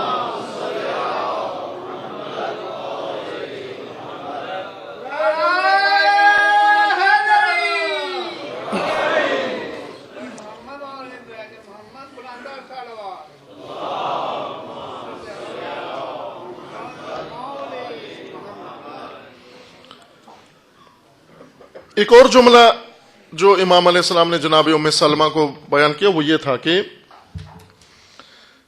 جناب سلمہ فرماتی ہیں کہ امام علیہ السلام کی خدمت میں کہ مجھے ایسے لگ رہا ہے کہ آپ شہید ہو جائیں گے اور آپ کے جانے سے قریش ذلیل و رسوا ہوں گے، قریش کو ذلت کا سامنا کرنا پڑے گا. چونکہ دو معنی ہیں اس جملے کے، ایک یہ کہ قریش آپ کا ساتھ نہیں دے رہے، ایک یہ ہے کہ آپ قریش کے بڑے ہیں. دونوں معنوں میں اس کو لیا جا سکتا ہے. یعنی جناب ام سلمہ یہ کہہ رہی تھی کہ آپ ہی اس وقت قریش کے سب سے بزرگ ہستی و شخصیت ہیں، اور آپ کے بعد بنو امیہ آپ کو شہید کرنے کے بعد قریش کا کوئی نہیں رہے گا سرپرست بڑا، اور قریش ذلیل و رسوا ہو جائیں گے. امام علیہ السلام نے جواب میں فرمایا کہ اماں، اے مادر جان، اے اماں جان، نہ صرف قریش ذلیل و رسوا ہوں گے بلکہ تمام مسلمین ذلیل و رسوا ہوں گے. یعنی یوں نہیں ہے کہ قریش کے سر سے سایہ ہٹنے والا ہے، تمام مسلمین کے سر سے امام کا سایہ ہٹ جائے گا. یہ معنی بھی ہے اور یہ معنی بھی ہے کہ آپ جب جا رہے ہیں اور آپ کا ساتھ کوئی نہیں دے رہا، آپ کا ساتھ کوئی نہیں دے رہا قریش میں سے، تو اس وجہ سے قریش ہمیشہ سرنگون و ذلیل و رسوا رہیں گے، شرمندہ رہیں گے. یعنی آپ کے اس شہادت سے قریش کو شرمندگی ہوگی. امام علیہ السلام نے جواب دیا کہ نہ صرف قریش کو شرمندگی ہوگی بلکہ تمام مسلمانوں کو شرمندگی ہوگی، کیونکہ جو میرا ساتھ نہیں دے رہا ایک دن وہ ضرور شرمندہ و شرمسار ہوگا.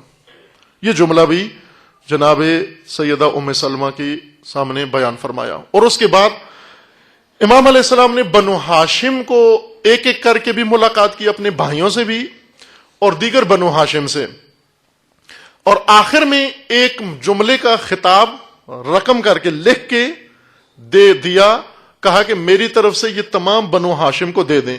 یعنی آج کی زبان میں اگر ہم بات کرتے تو یہ کہتے کہ یہ بنو ہاشم کو فوٹو کاپی کر کے سب کو ہر ہاشمی کے گھر میں یہ میرا پیغام پہنچانا، اس اہتمام کے ساتھ امام نے فرمایا. یعنی آج کی زبان میں استعمال کروں، ورنہ اس وقت یہ نہیں تھا کہ فوٹو کاپی کریں.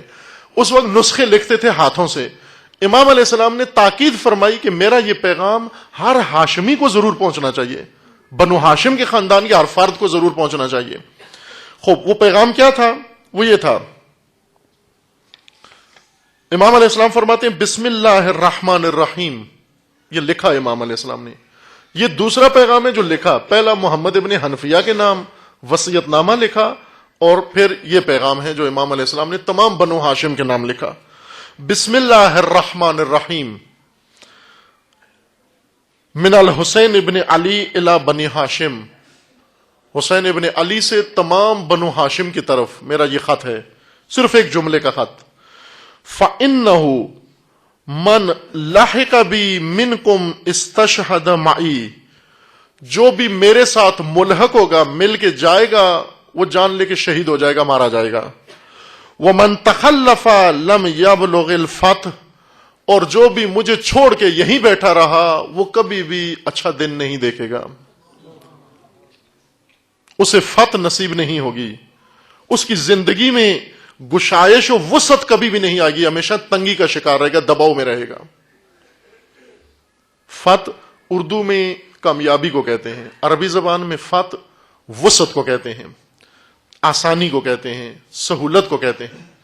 امام علیہ السلام فرماتے ہیں کہ جو میرے ساتھ آئے گا وہ جان لے کہ وہ مارا جائے گا، اور جو مجھے چھوڑ کر یہیں پہ بیٹھا رہے گا وہ جان لے کہ زندگی میں ہمیشہ دباؤ میں رہے گا، کبھی بھی اس کو آسانی و سہولت نصیب نہیں ہوگی. یہ نہ سمجھے کہ میرا ساتھ چھوڑ کر زندگی کی سہولتیں و آسائشیں و ایک چین و آرام کی زندگی اسے گھر کے اندر نصیب ہوگی، یہ ہرگز نہیں ہوگا. والسلام، ختم کر دیا امام نے. یہ بہت مختصر پیغام. من لاحق بی منکم استشہد. اے بنو ہاشم، اے اولاد ہاشم، جو میرے ساتھ آئے گا مارا جائے گا، جو رہ جائے گا کبھی بھی آسائش کا دن نہیں دیکھے گا. والسلام. یہ کہہ کر امام علیہ السلام نے حکم دیا، سامان باندھا گیا، تیاری کی گئی، اور دوسرے دن امام علیہ السلام وہاں سے مدینہ سے روانہ ہو گئے کہ وہ دوسرا چیپٹر شروع ہو جاتا ہے. وہ انشاءاللہ توفیق ہوئی تو بعد میں عرض ہوگا کہ امام علیہ السلام نے مدینہ سے نکل کر مکہ پہنچنے سے پہلے درمیان میں کیا کیا بیان فرمایا، پھر مکہ پہنچ کر کیا جملات اور کیا خطبات بیان فرمائے، اور پھر مکہ سے کوفہ و کوفہ سے آگے کربلا تک کیا بیان فرمایا کہ یہ منزلیں ایک ایک کر کے بیان ہوں گی.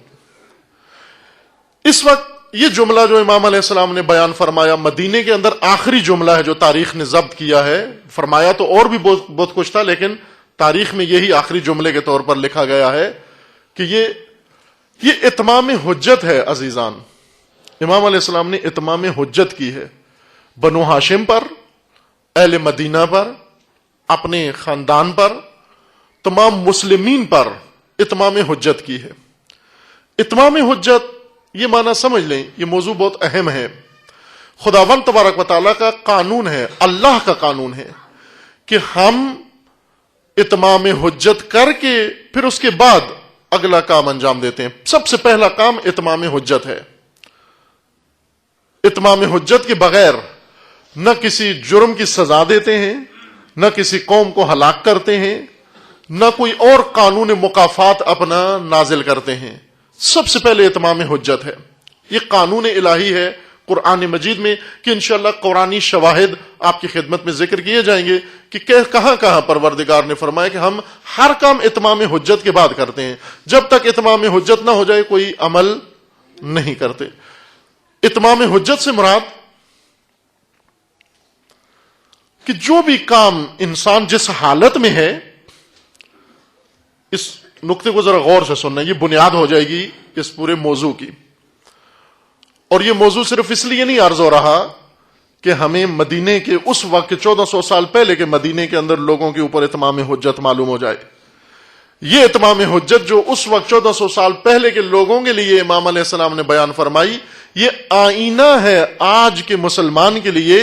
در حقیقت حسین ابن علی قیامت تک آنے والی بشریت کے اوپر اتمام حجت فرما رہے ہیں. یہ اتمام حجت ہمارے لیے بھی ہے. اتمام حجت کیوں ہو ضروری ہے؟ معنی کیا ہے اتمام حجت کا، جو ہم روزمرہ میں بعض اوقات استعمال بھی کرتے ہیں لفظ، بھائی میں آیا آپ سے بات کی، اتمام حجت مقصد تھا، میں کر کے جا رہا ہوں، وما علینا الا البلاغ. یہ جملہ محاورے کے طور پر رائج ہے. اتمام حجت سے مراد یہ ہے کہ ہر انسان جو عمل کر رہا ہے، جس حالت میں ہے، میں ابھی جو کچھ کر رہا ہوں، جن کاموں میں مشغول ہوں، جن حالات میں ہوں، ان حالات کے لیے میرے پاس کچھ جواز مجوز ہیں، میں نے جواز بنائے ہوئے ہیں. یہ کام کرنے کا یہ جواز ہے، یہ کام کرنے کا یہ جواز ہے، یہ کام کرنے کا یہ جواز ہے. جو بھی کام کر رہا ہوں، مثلا اگر کوئی مجھے پوچھے کہ کیوں لاہور میں مجلس پڑھ رہے ہیں، ہو جواز کے طور پر چند باتیں کروں گا، دلیلیں دوں گا کہ یہ دلیلیں ہیں لاہور میں مجلس پڑھنے کی. آپ کیوں یہاں مجلس سن رہے ہیں، آپ بھی دلیل دیں گے کہ یہ جواز ہے ہمارے پاس یہاں آنے کا. جو کام آپ کر رہے ہیں، زندگی جس طرح سے بسر کر رہے ہیں، جس طرح سے کما رہے ہیں، جس طرح سے کھا رہے ہیں، جو کچھ آپ سوچ رہے ہیں، سب کاموں کے اوپر آپ کے پاس ایک جواز ہونا ضروری اور ہے بھی. آپ نے کسی نہ کسی چیز کو جواز بنایا ہوا ہے. اتمام حجت کس چیز کا نام ہے؟ اتمام حجت یہ ہے کہ ہم نے اپنے کاموں کے لیے، اپنے حالات کے لیے، اپنے رویوں کے لیے، اپنے موقف کے لیے، اپنے طرز فکر و طرز عمل کے لیے جو چیزیں جواز کے طور پر بنائی ہوئی ہیں اور وہ جواز نہیں ہیں اور ہمارے اعمال درست نہیں ہیں، ناپسندیدہ ہیں، دین کے معیار کے مطابق نہیں ہیں، وہ سارے لائسنس جو جعلی طور پر ہم نے اپنے کاموں کے لیے بنا رکھے ہیں، ان سب لائسنسوں کو خدا کی طرف سے دلیل لا کر کینسل کر کے ثابت کر دینا یہ باطل ہیں. اس کو اتمام حجت کہتے ہیں. ہم نے جعلی کام بہت کیے ہوئے ہیں، ڈرائیونگ جعلی لائسنس، ویزے جعلی لیے ہوئے ہیں، اور جعلی کام بہت سارے، شناختی کارڈ جعلی، پاسپورٹ جعلی، ڈاکومنٹس جعلی، ڈگریاں جعلی، ہر چیز جعلی ہم نے بنا رکھی ہے. یہ جعلی چیزیں کوئی چیک نہیں کرتا آ کر، اور جعلی کاموں سے ہی ہم چلا رہے ہیں اپنی زندگی. یہ جعل سازی دلیل بنی ہے کہ ہم دین کے مسئلے میں بھی آ کر جعل سازی میں مبتلا ہو گئے، لاشعوری طور پر، غیر محسوس طور پر جعل سازی کے اندر مشغول ہو گئے. اور جو کچھ ہم کر رہے ہیں ان کے اوپر شرعی طور پر ہم نے جواز بنا لیے ہیں، شرعی جواز ہیں اس وقت ہمارے پاس. یہ شرعی جواز ممکن ہے کسی عالم سے پوچھ کے، سوال پوچھ کے ہم نے بنا لیا ہو، کسی مجلس میں خطیب کی زبان سے یہ شرعی جواز ہمیں مل گیا ہو، کسی مشورے سے مل گیا ہو، خود سوچ کے بنا لیا ہو، مطالعے سے بنا لیا ہو. بالآخر یہ شرعی جواز ہمارے پاس ہیں جن کو ہم شرعی جواز سمجھتے ہیں. اتمام حجت کا یہ مطلب ہوتا ہے کہ یہ سارے شرعی جواز جو ہم نے بنا رکھے ہیں اور گمان ہے یہ شرعی جواز ہیں، خداوند تعالیٰ کی طرف سے ایسی دلیل کا ظہور فراہم کرنا، ایسا عمل، ایسی شخصیت، ایسی بات، ایسا ماحول، ایسا حادثہ، ایسی رویداد لوگوں کے سامنے لا کے کھڑی کر دینا کہ جس کے ذریعے سے وہ تمام شرعی لائسنس جو جعلی ہیں وہ سارے کے سارے یہ قلم کینسل ہو جائیں اور لوگوں کے پاس کوئی جواز نہ رہے، اب نہ کہہ سکے کہ یہ شرعی جواز ہے ہمارے پاس. اس کو کہتے ہیں اتمام حجت. دوسرے لفظوں میں دیکھیں، ہم نے جیسے کہا کہ مختلف چیزوں کے لائسنس بنا لیے ہیں، ہم نے بہت ساری چیزوں کے جواز ہم نے تلاش کر لیے ہیں اور اس کو ہتھیار کے طور پر استعمال کرتے ہیں. یہ ہمارا ہتھیار ہے موجودہ اپنی زندگی کے اندر. خداوند تبارک و تعالیٰ نے इत्माम हुज्जत के तौर पर रसूल इरसाल किए, आइम्मा मंसूब किए, आसमानी किताबें नाजिल की और मुख्तलिफ वाक़यात व हवादिस अहले ईमान व अहले दीन की जिंदगी में उनको जाहिर किया, ताकि ये हथियार उनसे ले लें, ये असला उनसे ले लें, जो इस्तेमाल करके अपनी जिंदगियों को जिस डगर पर बना चुके हैं, इन जिंदगियों का उनके पास जवाज खत्म हो जाए और खुदा की हुज्जत इनकी हुज्जत पर गालिब आ जाए। इनसे जो जवाज बना रखा है वो ले लिया जाए और अल्लाह की तरफ से हुज्जत इनके ऊपर कायम कर दी जाए। क्यों? चूंकि अल्लाह का कानून है कि हम जब किसी को सजा देते हैं तो पहले उसके ऊपर हुज्जत कायम करते हैं और पहले उसके पास जाली हुज्जत को उससे लेकर बातिल करते हैं, फाड़ते हैं, खत्म करते हैं, वो जवाज खत्म करते हैं। ये जवाज खत्म करके अपनी हक की हुज्जत कायम करके फिर उसके बाद उसको मौका देते हैं कि या उस हालत से बाहर आ जाए और जिस तरह अल्लाह का हुक्म है उस तरह से हो जाए, और अगर फिर भी उसके अंदर तब्दीली ना आई और साबका रवश पर कायम रहा, उस वक्त हम उसके ऊपर अपना अजाब नाजिल कर देते हैं। इसलिए अल्लाह का कानून है कि हम इत्माम हुज्जत करते हैं। आज मद्देनजर था एक आधा आयत आपकी खिदमत में पढ़ी जाए, लेकिन वक्त यहां तमाम है हमारा और अगली मजलिस के अंदर भी हाजिर होना है हमें इंशाअल्लाह आपकी खिदमत में। इस मौजू को आइंदा मजालिस में अगर अल्लाह ताला ने तौफीक दी और हयात हुई तो जारी रखेंगे कि करबला इत्माम हुज्जत है तमाम बशरियत के ऊपर, तमाम मुस्लिमीन के ऊपर, और आज हमारे ऊपर इत्माम हुज्जत है। और ये इत्माम हुज्जत पहली दफा करबला में शुरू नहीं हुआ। इत्माम हुज्जत अल्लाह का कानून है जो आदम से लेकर आज तक और क़यामत तक इत्माम हुज्जत का सिलसिला जारी रहेगा। लेकिन इस तरह की इत्माम हुज्जत जैसी करबला में खुदा ने की, कभी कभार ऐसी इत्माम हुज्जत अल्लाह की तरफ से होती है। वह ये इत्माम हुज्जत भी पहली दफा नहीं हुई, बल्कि इससे पहले कि हुसैन अल्लाह की हुज्जत बनकर मुस्लिमीन पर जाहिर हों और इत्माम हुज्जत साबित हों, इससे पहले मादर हुसैन ने इत्माम हुज्जत की मुस्लिमीन के ऊपर। करबला मदीना से शुरू हुई है और ना 60 हिजरी व 61 हिजरी से शुरू हुई, बल्कि 11 हिजरी से ही करबला शुरू हो गई थी। करबला मदीना से जब रसूलुल्लाह की आंख बंद हुई, इस दुनिया से रहलत हुई, करबला का आगाज हो गया था। उस वक्त मादर हुसैन जनाब सैयदा उम्मत पर इत्माम हुज्जत के लिए निकली और आई।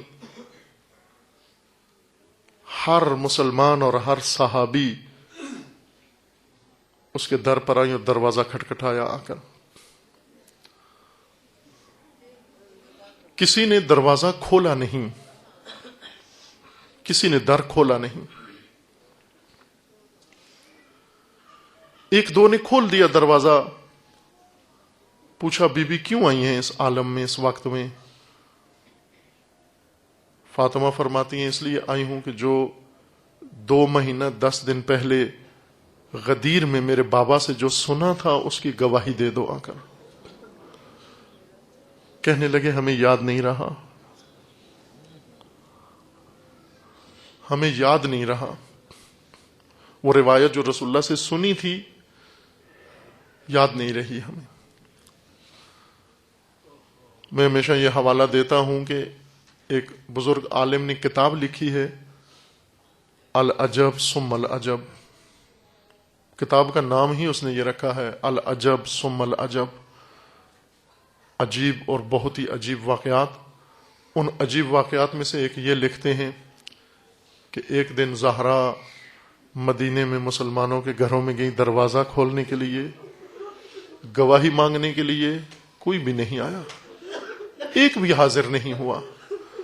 और एक दिन चंद दिन बाद, उस माजरा के चंद दिन बाद, एक हफ्ता भी नहीं गुजरा था, उसी मदीने में मुनादी हुई ज़हरा का घर जलाना है। सब आ गए, ईंधन लेकर आ गए, तैयारी करके आ गए। किस चीज की सजा देने आए? आए दर बतूल पर आकर निदा दी, या अबल हसन, अली को बाहर भेजो। जनाब सैयदा दर के पीछे आई, जवाब दिया आकर, जब तक ज़हरा जिंदा है कोई हाथ अली तक नहीं पहुंच सकता।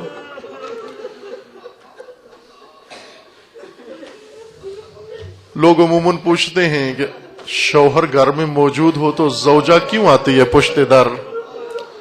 अमूमन ये सवाल पूछते हैं कि शौहर घर में मौजूद हो, ज़ौजा क्यों आती है दरवाजा खोलने? इन्हें मालूम नहीं है कि इस दिन अली और फातिमा का रिश्ता शौहर और ज़ौजा का रिश्ता नहीं था, इस दिन वली और शिया का रिश्ता था। जब ज़हरा पूरे मदीने में गईं और देखा अली का कोई भी शिया मौजूद नहीं है, कहा अली आज मैं ज़ौजा नहीं, आज शिया हूं, आज उम्मत हूं, तेरी उम्मत बनकर आई हूं। आज अली नहीं बल्कि वली खुदा पर हाथ आ रहा है।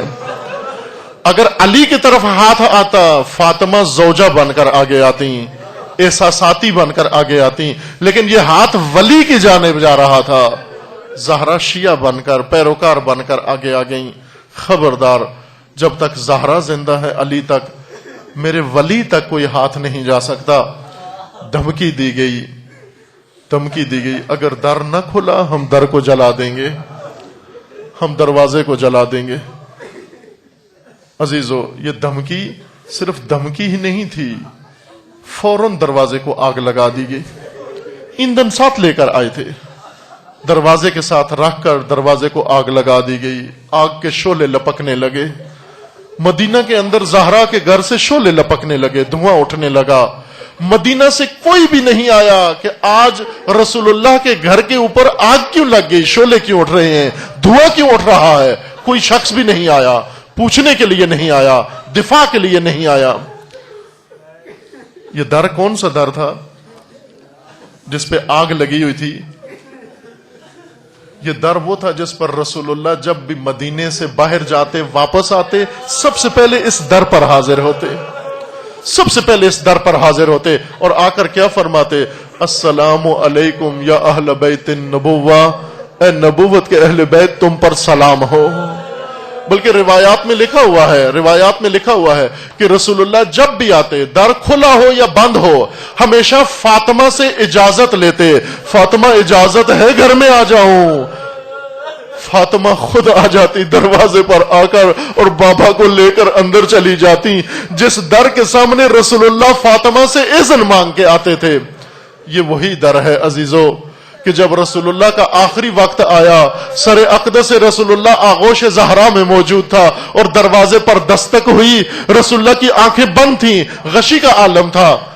जनाब सैयदा फरमाती हैं, ए मुलाकात करने वाले, ये मुलाकात का वक्त नहीं है, मेरे बाबा की हालत सही नहीं है, तू वापस चला जा। जब दोबारा दस्तक होती है, बीबी यही जुमला बयान फरमाती हैं। तीसरी दस्तक पर रसूलुल्लाह की आंखें खुल जाती हैं और क्या फरमाते हैं? ए मेरी बेटी फातिमा, ये आने वाला, पूछने वाला, ये किसी से पूछ कर नहीं आता, ये हर घर में जाता है। मेरी बेटी तेरे एहतराम में पूछ रहा है, ये मलकुल मौत है, ये कब्ज़े रूह के लिए आया है। फातिमा तेरे एहतराम में दर खटखटा रहा है। जिस घर पर जिब्राइल इजाजत लेकर आते हो, जिस घर पर फरिश्ते मुकर्रबीन इजाजत लेकर आते हो, जिस घर पर रसूलुल्लाह सलाम पढ़कर आते हो, उस घर से आज आग के शोले बुलंद हो रहे हैं। और अभी आग के शोले बुलंद हो रहे थे, दर जलने का इंतजार नहीं किया, एक लाइन ने बढ़कर आगे दरवाजे को ठोकर से गिरा दिया। दरवाजे का गिरना था, पुश्त दर से आवाज आई, इलैया इलैया या फिजा, ए फिजा आइयो, मोहसिन शहीद हो गए। जनाब फिजा आती है, जनाब सैयदा को उठाने की कोशिश करती है। क्या फरमाती है बीबी? फिजा जरा कान मेरे करीब करना। फिजा ने कान करीब किया, ہلکی سی سرگوشی کر کے کیا فرماتی ہیں؟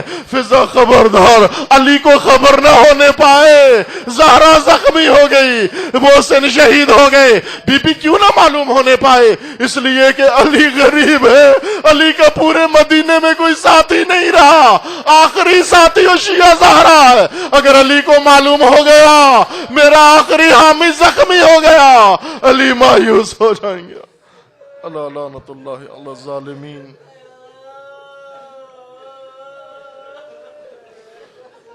فَسَيَعْلَمُ الَّذِينَ ظَلَمُوا أَيَّ مُنْقَلَبٍ يَنْقَلِبُونَ۔ اللہم بحق اسمک العظیم الاعظم الاعز الاجل الاکرم، یا اللہ یا اللہ یا اللہ یا اللہ یا اللہ یا اللہ یا اللہ یا اللہ یا اللہ۔ پروردگارہ بحق محمد و آل محمد، ہمارے اس قلیل سے ذکر کو اپنی بارگاہ میں قبول فرما، مومنین کے اس اخلاص و خلوص کو شرف قبولیت عطا فرما، جو مومنین اس دنیا سے رحلت کر گئے انہیں جوار رحمت میں مقام نصیب فرما، جو بیمار ہیں انہیں شفاء کاملہ نصیب فرما، جو ملتمس سے دعائیں ان کی دعاؤں کو مستجاب فرما، جو صاحب حاجات ہیں ان کی حاجات کو پورا فرما، جو کسی مشکل و مصیبت میں گرفتار ہیں ان کے تمام مسائل و مشکلات کو برطرف فرما، عالم اسلام کو ظلم و ستم سے نجات عطا فرما، ان ظالمین کو ظلم سمیت نیست و نابود فرما، امریکہ اور اسرائیل کا خاتمہ فرما۔ پروردگارہ تمام ملتوں کو جو آزادی کی تحریکیں چلا رہی ہیں انہیں کامیابی نصیب فرما، بالخصوص ملت فلسطین کو آزادی نصیب فرما، ملت بحرین کو آزادی نصیب فرما، ملت کشمیر کو آزادی نصیب فرما، آل خلیفہ کو نیست و نابود فرما، ان کے حامیوں کو رسوا فرما۔ پروردگارہ حزب اللہ کو کامیابی نصیب فرما، سید مقاومت سید حسن نصر اللہ کی حفاظت فرما، رہبر معظم انقلاب اسلامی کا سایہ دراز فرما، انقلاب اسلامی کو دشمنوں کے شر سے محفوظ فرما، انقلاب اسلامی کو انقلاب امام زمان سے متصل فرما۔ پروردگارہ بحق محمد و آل محمد، مملکت پاکستان کی حفاظت فرما، اس ملک کو دشمنوں کے شر سے محفوظ فرما، ملک کے اندر امن و امان برقرار فرما، ملک کے اندر دہشت گردی، فتنہ و فساد و فرقہ واریت پھیلانے والوں کو نیست و نابود فرما، ان کے حامی اور سرپرستوں کو رسوا فرما۔ پروردگارہ عزاداران سید الشہداء جہاں کہیں بھی ہیں ان کے عزت و مال و جان و ناموس کی حفاظت فرما، دشمنان عزاداری کو نیست و نابود فرما، اپنے ولی حق ولی اللہ العظم اجل اللہ تعالی فرج و شریف کا جلد از جلد ظہور فرما، ہمیں حضرت کے اعوان و انصار میں سے ہونے کی توفیق عطا فرما۔ ایک اعلان ہے جو اس وقت کراچی کے حالات حادثے کی وجہ سے سنا ہوگا آپ نے، مجلس میں کچھ جوانوں کو شہید کیا گیا اور اس کے بعد سے اس وقت مومنین کافی مشکل میں ہیں کراچی کے اندر اور شہر کے اندر، رینجرز اور پولیس اذیت کر رہی ہے مومنین کو، اور بعض فائرنگ کی اطلاعات ہیں اور زخمیوں کی اطلاعات ہیں۔ ظاہراً شہادت کی خبر نہیں ہے،